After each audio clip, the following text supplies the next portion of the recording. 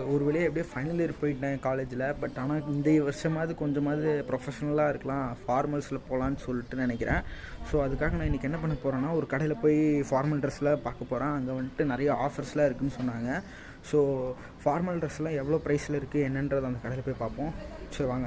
Dress எடுக்க நான் வந்த கடை எங்கேன்னு பார்த்தீங்கன்னா 7 Man தான். ஸோ உள்ள என்ட்ரன்ஸில் போகிறப்பே வந்துட்டு ஆஃபர் வச்சுருந்தாங்க. ஒரு ஷர்ட்டு ஒரு பேண்ட்டு வந்துட்டு 999.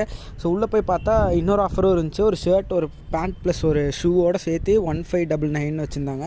நிறையா கலெக்ஷன்ஸ் வச்சுருந்தாங்க. நாங்கள் வர்றப்போ தான் ஸ்டாக் வந்துட்டு எல்லாம் எடுத்து வச்சுருந்தாங்க. ஸோ ஷூஸ் எல்லாமே வந்துட்டு சூப்பராக இருந்துச்சு.